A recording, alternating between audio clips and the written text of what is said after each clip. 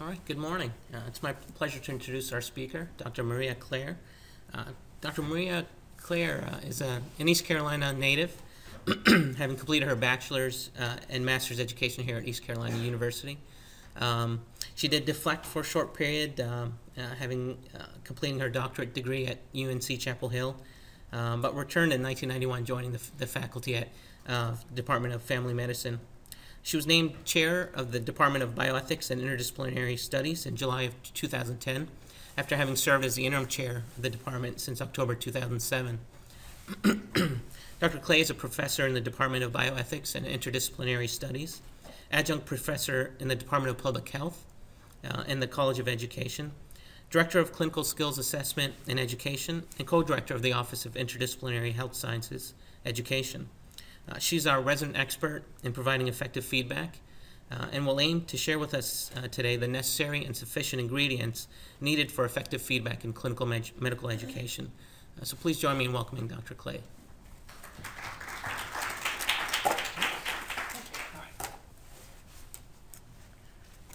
Good morning.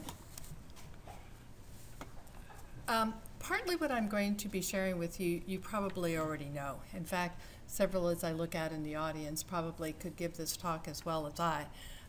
So I have left opportunities at the end for us to engage in a question and answer in order to have an opportunity for others to share their perspective as well. Hopefully also maybe we'll take feedback a little bit in places other than where we traditionally go when we talk about feedback, and thus the title, which is really how to be effective in providing feedback.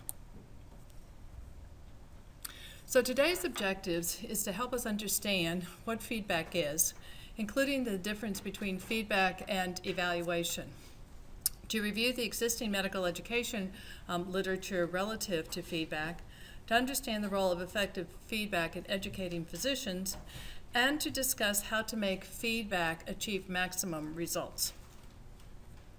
The presentation is therefore in two parts, and I sort of like to look at things as necessary and sufficient. Necessary is that which is the minimum that we need to do, and sufficient is that which is critical in order to have a major effect. So, what is feedback? The way most of the time feedback is defined is that it's information describing a student or house officer's performance in a given activity that is intended to guide their future performance in the same or related activity. And a couple of words probably need underlining. It is information, it's data. It's not opinions, but it's actual facts that describe performance that is intended to guide future actions in the same or related. So there's a translational value to feedback. And more succinctly, feedback is about someone's current performance that could be used to improve it in the future. We'll come back to that because I think sometimes feedback falls short of having an effect on future performance. So what's the difference between feedback and evaluation? Okay, and there's a couple of fairly significant differences if you can just sort of hold those. Feedback focuses on current performance. As the definition says, it is an observation that we've made that is present now, and we provide feedback or data on that. Evaluation sort of focuses on past performance. It's summative. Sometimes we use those words. It sums what we have known about the individual and made judgments about that individual over time up to this point. But it is less about current static performance. Feedback presents information. Evaluation presents judgment. What do I mean? Well, oftentimes when we think of evaluation, we think of like a grade. And so you are converting data into some sort of norm and making an evaluation. This is better than that. And in feedback, what you're basically trying to do is divorce the evaluation piece and concentrate more on the feedback piece. What do we know about feedback in the medical education setting? Anybody want to guess? Do we know a lot about it? A little bit about it? This is the interactive part. See how that goes? A little bit. Very good. Okay, that's it. We don't know much. There have been very little studies, actually hard studies, that tell us about effective evaluation feedback in the clinical setting. The preponderance of data on student perception of feedback, okay? So what we know is how students like or dislike the amount or kind of feedback that they get. What we don't know is how much feedback actually has an effect on behavior. So that's kind of the next level of studies. Let me go through a couple of examples. In this study in 1995, 97 medical students were asked qualitative question, as a medical student in clinical clerkship year, what kind of feedback do you need for residents? As you all went through medical school and occasionally have been queried about feedback or evaluation, isn't this the type of question you normally ask? You know, looking back, what kind of feedback did you get? What was most helpful? What would have made feedback more effective for you? It's those qualitative perceptions that you have about feedback. In the study, which is insightful, it's not to be negated, but it does say that students usually desired feedback on two things: written communication skills and physical exam skills. And that pretty much is still borne out today. Many medical students will continue to say, what I need feedback on is, how am I doing with my written communication skills? Am I being comprehensive? Is there an easier, better way to do this? Those kinds of things, and definitely on physical exam skills. Students also indicated that issues of timing was important when they received the feedback. The closer to the event, the better. Receiving both positive and negative feedback. Sometime in situations, students will receive one but not the other. And what they were looking for is kind of a balance between the two. They wanted clear goals. They wanted the feedback anchored in some kind of clarity relative to the goals, and anchored in expectations of performance, and we'll come back to that in a minute. What was also interesting is that the definition of good feedback changed from the start of the clerkship year to the end of it. At the beginning part of their clerkship year, their M3, they wanted more feedback about how they were meeting specific goals, your expectations. Later, they wanted to know specifically about skills. They had sort of figured out what the goals and expectations were, and they wanted more information about specific skills. In 2006, a study was done to look at outcomes and perceptions of third-year medical students who received feedback versus compliments. Anybody want to sort of take a guess at what the difference between feedback and compliment was? Oh, this one's easy. Okay. Pardon? Feedback was negative or constructive, and compliment was positive. Well, feedback had an element of specificity in it. It actually told you how to change behavior. Compliment was, good job, attaboy, you know, those kinds of things. You did great, okay? And in this study, what they wanted to see was whether or not one or the other had a greater effect on outcome. And they looked at the task, and then they asked the students which one was better for you relative to this task. What do you think students liked better? Feedback or compliments? Yes, they really liked the compliments. When they got lots of compliments, they were very satisfied. It had very little effect on performance. When they received feedback, they improved their performance. When the feedback was specific, task-oriented, those kinds of things, performance actually improved. Did they like it as much? No. Okay. What that tells us in terms of feedback is when we query students, we must be balanced in terms of asking not only for students' perception of feedback, but also looking at outcomes, because sometimes what we may be seeing is confounding feedback with their desire for compliments, which are also important for them to receive, but may not have the same effect or the desired outcome as feedback itself. And in the last one, in 2007, this study looked at pediatric residents for multi-source feedback intervention. That is, they did a 360-degree where they were receiving feedback from nurses, parents, and others on the team. They then asked both groups to rate the participants or the residents. And in fact, what they found is that in the group that received feedback and coaching, their ratings by both parents and nurses improved. In those that received self-assessment as well as coaching and feedback, their ratings by others improved more. Okay? And that began to look at this element of coaching as part of feedback, that it wasn't sufficient just to receive data back as original documents were telling us, but there's an element of coaching here that I really want to spend some time talking about because I think it's a missed opportunity when we give feedback.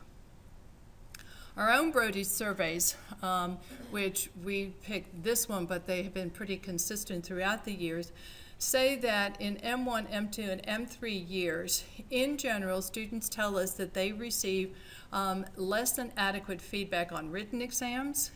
That would include both M1, M2 exams, but also shelf exams. Oftentimes, medical students and clerks will tell us that they weren't quite sure why and how they received the scores that they did. They received adequate feedback on performance in the clinical setting. 67 said yes, 34 said no, and so the question becomes 1/3 did not receive feedback, so what can we do about that? And 30% disagreed that they had been personally observed by a faculty member watching them perform a physical exam on a patient. So while the numbers are really good, you can see that there is even a bit of improvement needed in our own setting here. The role of feedback in physician training, okay? We're worried about this. And so why is feedback important? First of all, feedback is desired by learners. If there is no feedback, students and medical students and residents begin to see the absence of it as a negative piece of their learning. The LCME and the ACGME both require it. So for that reason alone, we should be concerned about providing feedback. In fact, the LCME says that each medical student shall be provided with formal feedback to allow sufficient time for remediation. This means feedback, as we have decided, not evaluation. Evaluation is summative. You can't do anything about it because it's all past. Feedback is present and future-oriented, so you can, in fact, do something about it and remediate. And incorporating formative evaluation feedback into daily practice is critical, according to most RRCs. Strangely enough, there's a curious phenomenon when we observe that students say they don't receive either enough or sufficient or appropriate feedback, and when we query faculty and residents relative to medical student feedback, they always say they've given enough. So somebody isn't receiving, although somebody is giving enough. And so the issue may be in the kind and nature of feedback given, that it may not be hitting the mark. And that's what I'd like to concentrate on in the remainder time that I have. So let's talk about giving feedback. What can you do that will help you to effectively give feedback, okay? And it comes down to these 5 issues. Expectation. What do we mean by that? That is that performance must be measured against well-established objectives.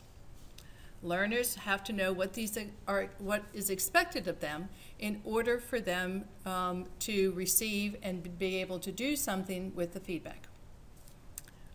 While this may be patently obvious, it's amazing how often this rule is violated. We repeatedly go into settings where we will have a student say, I just didn't know that that's what they wanted, okay? And we say, okay, show us what it is that they said on the first day of your rotation, on the first day of your clinic visit. You know, what are the guidelines? What are the expectations? And it is amazing how often there is an absence of articulated, clearly defined, written in whatever form you want, guidelines or expectations for students or learners. And that is the first piece that needs to be in place so people can actually have something to shoot towards. So expectations, clear articulation of goals are important. Timeliness. In most of the time when we look at feedback, what you're going to find is they're going to say feedback should occur in a environment conducive to that kind of feedback. However, in the hospital setting, that is not always possible. So where do students, residents, normally receive feedback? If you've done something and somebody wants to bring it to your attention, where is feedback given? In a nice, quiet office at a prescribed hour where both people are relaxed and sitting next to each other? This would be the only department that would say yes out of the whole school. Where does feedback normally occur? In the halls. Where else? On the run. Okay? Where else? Sometimes outside patient rooms, sometimes inpatient rooms. Okay? Nurses station. Elevators. I sat on the elevator one day and heard two people having this great conversation about something that had just occurred. Okay? So feedback is, in this environment, is in a very open setting. We sometimes don't even think about the setting because it's all around us. We should, however, think about the setting, because if you're providing feedback to somebody in an elevator, then is the person really listening? Are they hearing everything that you're trying to say?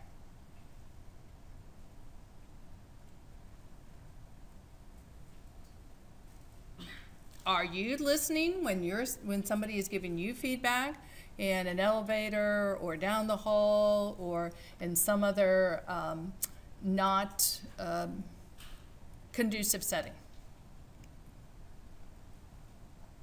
No. Most of the time you're hearing it, but it gets filtered through so much other material that it really doesn't have the impact that you need it to have. Okay? At best, if you have to have spur-of-the-moment feedback, it is good to follow that up at some future time, maybe after rounds one day, or at a coffee, saying, hey, do you have 5 minutes, let's talk, where we can follow that feedback up with a little bit more formal impact setting. Specificity. This one is one of my favorites. You really need to limit feedback to what you have observed personally if you can, because observations are the currency of good feedback. Focus on specific behaviors, not on generalizations, and should deal with decisions and actions, not assumptions or interpretations. It is interesting when we actually sit down and have faculty craft feedback statements, how often the feedback is on intentions rather than observations. Okay, so it could be that you say something like, I noticed that in your communications with Mrs. Jones, you wanted to get her to say X. Okay? Wanting her to get her to say X is an intention. Using the words that describe what the person said or did that you found less than appropriate is a behavioral observation and anchored in the moment. Okay? We'll come back to this in a minute too. Clarity. Feedback should be regulated in quantities and limited to behaviors that are remedial. They should be phased in descriptive, non-evaluative language. You all know this. You've seen this before many times. And the learner should come away with a clear indication of what it is that he or she should do in order to change behaviors and hit your goal or your target. Collegiality. We often don't think of feedback in terms of collegiality. And what we're finding in medical education is that that is one of the really important ingredients in terms of giving feedback. It must be done in a collegial manner. One thing is to focus on behavior and not on the person. Again, this is another mirror of specificity. The case presentation gave me a very detailed and useful picture of the patient's problem, as opposed to, you were great when you presented. That's more like a compliment. The first is more like a description of what occurred. Here's an interesting one, and that is to start with the learner rule. And the learner rule basically says, how do you think it went? This provides opportunity for the learner to tell you what it is that he or she thought about this event. And then if they're right, your role is to affirm. If they're wrong, you have two opportunities to provide feedback. One is on the actual performance itself, and then one is on the ability of the learner to actually and accurately describe or assess that performance. Okay? Feedback is necessary. The learners want it and need it. It's demanded by others. And the previous ingredients of specificity, timeliness, clarity, collegiality are all necessary for feedback to be recognized and to be effective. Part 2. We need to move from just necessary to necessary and sufficient in order to maximize the effectiveness of feedback. And I don't know if you've all ever seen this step ladder. It's moving from novice to expert. This is where you have an opportunity to either nod your heads, I've seen it, or no, I haven't seen it. Yes. Okay. Some people are saying yes, some people are saying no. Okay? For those that nod their head yes, what is this? What does this tell you? This is the self-quiz time. Okay? So if you're going basically from novice to master along that stepwise Right. progression. And we do this, I mean, this is, if, you know, when I explain it, you'll know. We start off when we are novices at something, and we're not doing it exactly right. We are unconsciously incompetent. We don't know that we're not doing this correctly, okay? At some point, we become consciously incompetent, you know? People now tell you, and you are like, ooh, I'm not sure about this, okay? Then you start practicing something until you get really good, and you become consciously competent. Eventually, it becomes almost rote, that you know how to do it, and you become consciously competent. Most of you in the room are not old enough to have teenage kids. I had 5. So I taught them all to drive. Now, when they started driving, they didn't know they didn't know. They thought they knew how to drive. So they got in the car and it was like, bleh! You know, we just sort of took off. And so very quickly, they realized that they were consciously incompetent. And we had to go through every step of the driving technique. Eventually, they got consciously competent. And a few of them are in the consciously, unconsciously competent. They almost by rote can do this now. Most of us, when we drive, we do not think about the 100 steps it takes in order to put the key in and move the car. If you've taught a small child to tie a shoelace, that's kind of the classic example of this ladder. It's the same kind of thing. Our goal in providing feedback is to move learners from unconsciously incompetent to unconsciously competent, to 1 to 4. Most of the time, traditional feedback moves us from 1 to 2. Okay? It allows us to let somebody know that they have done something wrong and they need to correct it. And it might give them guidelines or instructions on how to do it right. But it does not mean that now being consciously incompetent means they're going to do it right. It means they're insecure. So how do we move learners from step 1 or 2 to step 4?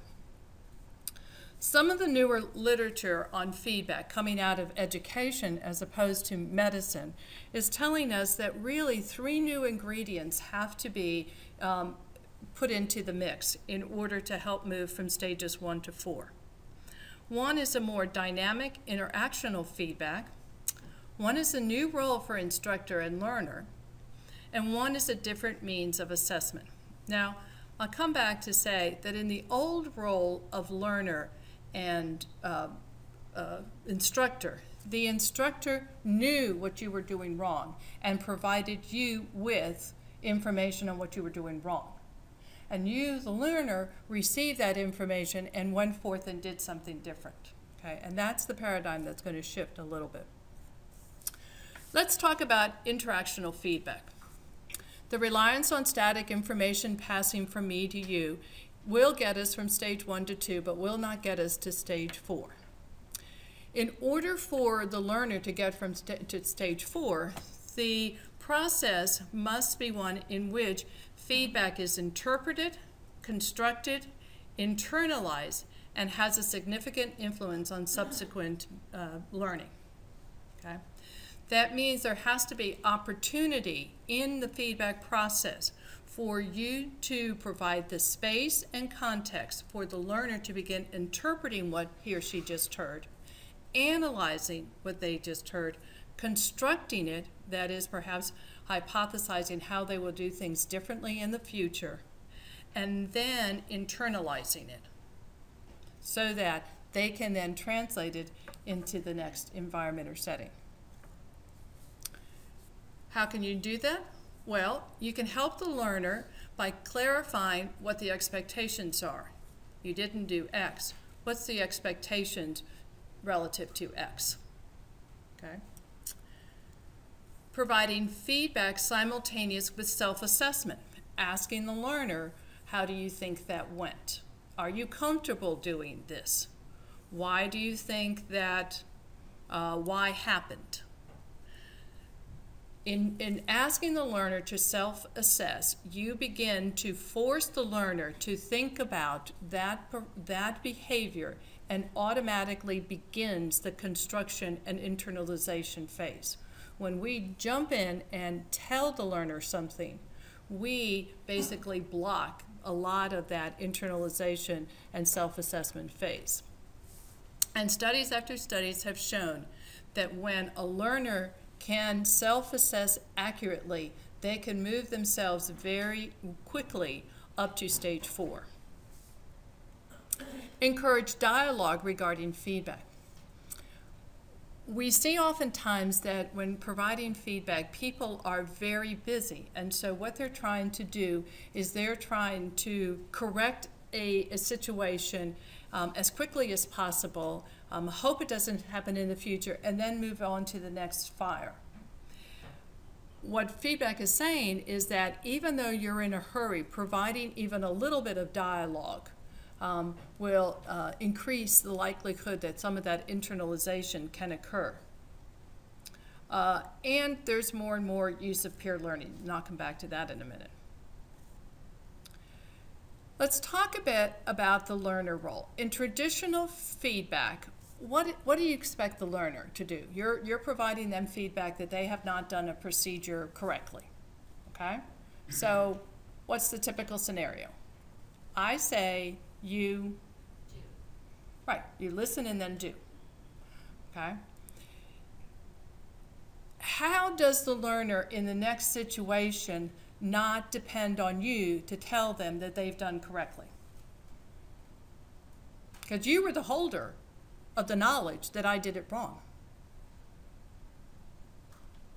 And in most situations, you don't have time to follow all the learners to every environment. So how do you translate the I know you did it wrong to you know you did it wrong. So you can self-correct.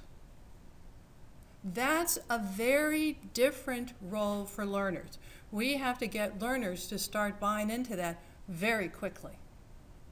Part of it has to do not only with knowledge, but part of it has to do with confidence. Okay? And part of it has to do with the method that we provide feedback, the kind of tools we use for feedback.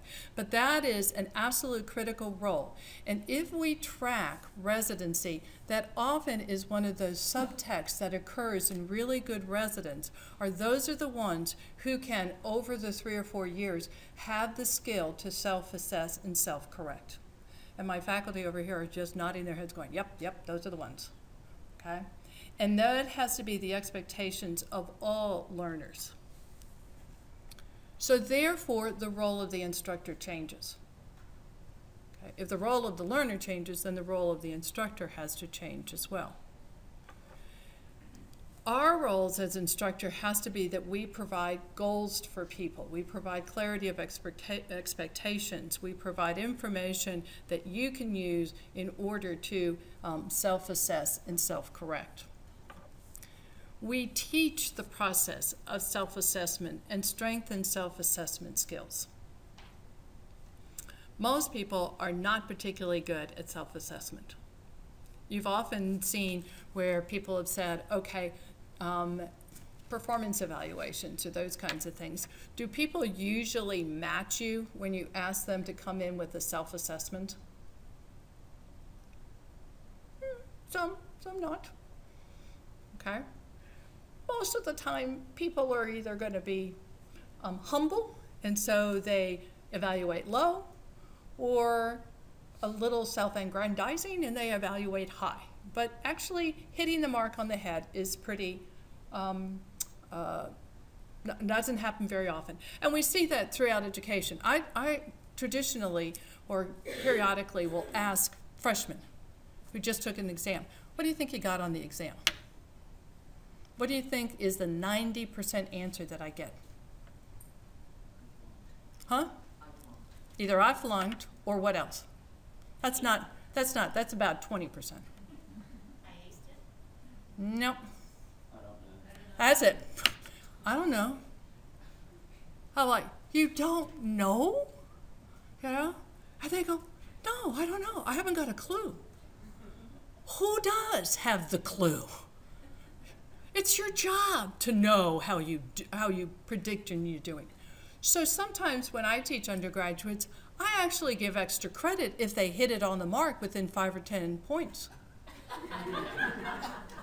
If you tell me that you think you're good, now you can cheat and get a 0, you know, that doesn't count. But if you can tell me that you got an 85, at least if you can tell me, you know, you got an A, B, C, or D, you know, within some kind of spread, that begins to force students to really pay attention to how they're doing and not depend on you to tell me.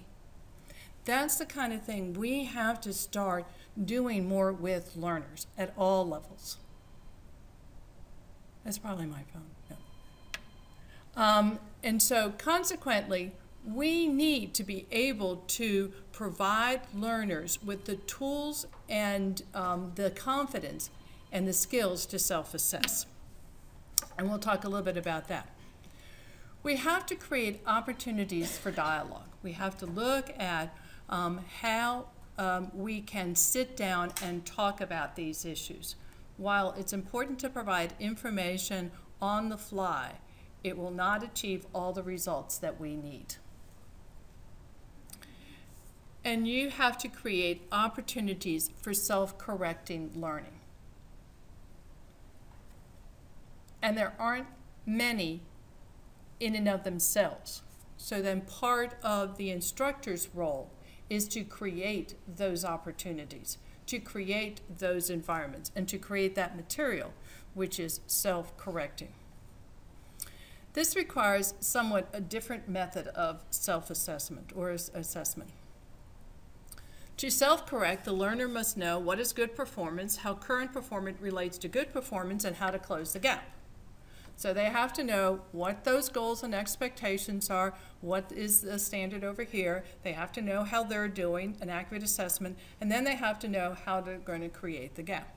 And some tools that might help are exemplar, rubrics, and peer assessments. Do you all use exemplars in your teaching? Anybody give me an example of an exemplar? What do you mean by exemplar? Okay, that says a lot. An exemplar is the gold standard of something. An example of what would constitute good. Perfect.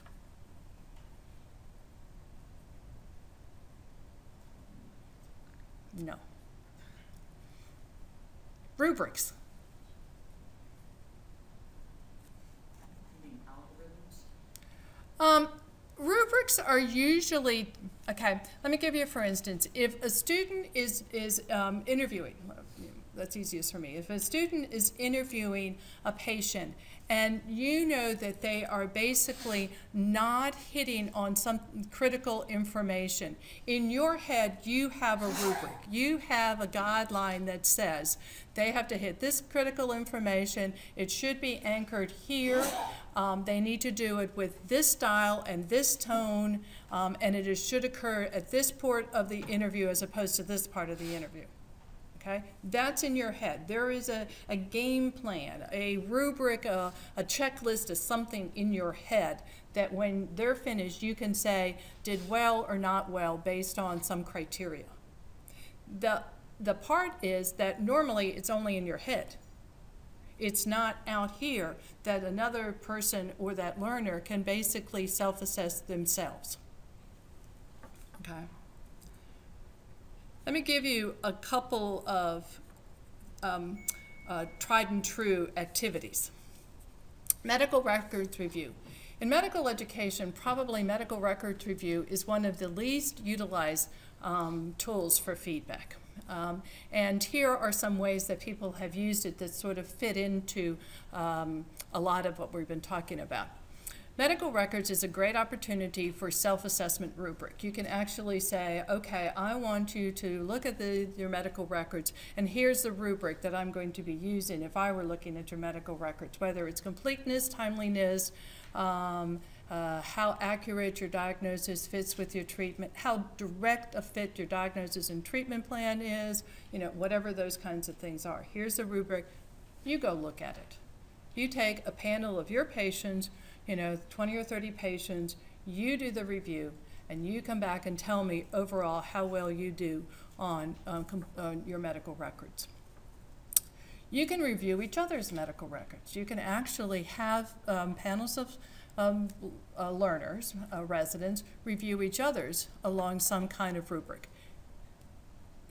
We do it anyways. I used to do work with the North Carolina board for physicians who had licensing problems, and one of the things that we would have is physicians looking at each other's medical records to see how well they had how well they had provided standard of care.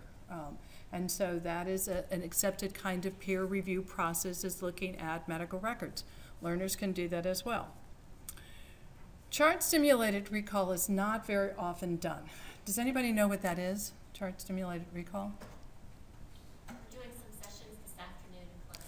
Oh, good, so I won't steal the thunder. Okay, that is a great, great insight tool. Not very often done, but that's really good, okay? Let me go back to this one. An example of, we had a department here for a while who was wanting to have its residents look at doing more medical records review, and so they set up a rubric. And the rubric went two different ways. The first time they went through the medical records, and it was view my own, view yours. So they worked in pairs. Would basically look around standard of care issues. The second time they reviewed it, same patient, different populations of patient panels. They looked at it around dimensions of race medicine. They wanted to see if there was any inherent treatment differences based on the ethnicity of the patient, okay?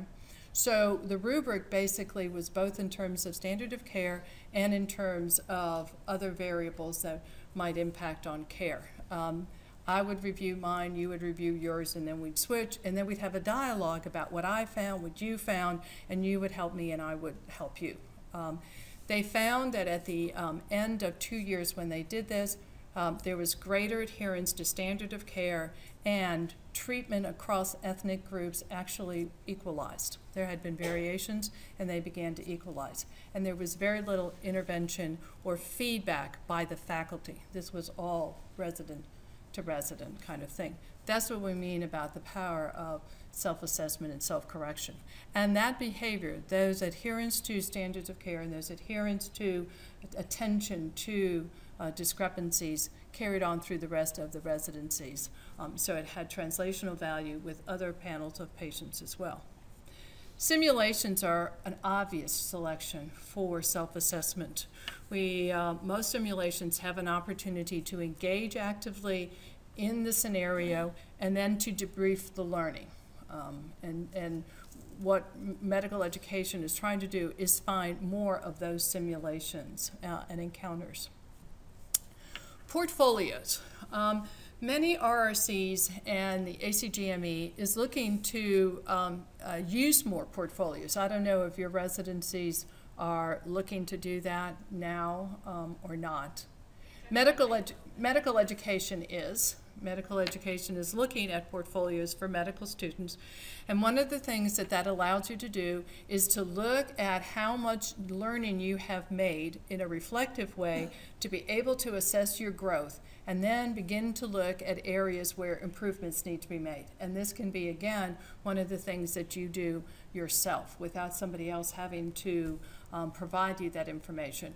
Most portfolios do have a review panel that provide guidance on the portfolio creation, but more and more we're beginning to see that as a way of actually enabling students to learn how to self-assess and self-correct.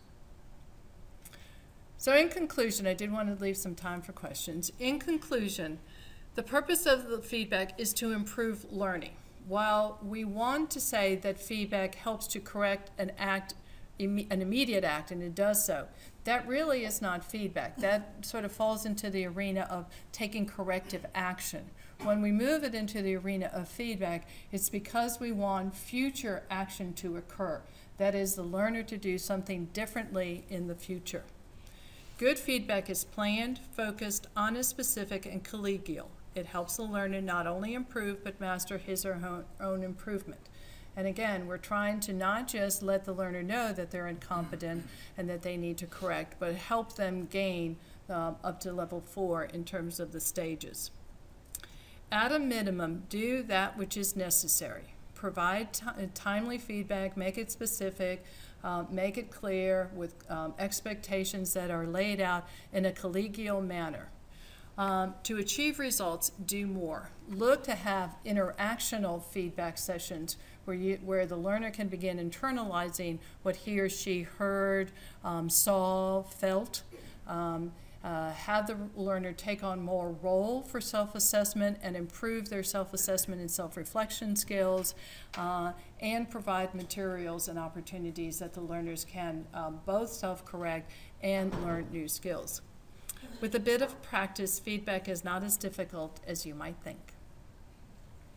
These are future readings if anybody is so inclined, but now we can open it to the floor. Yes?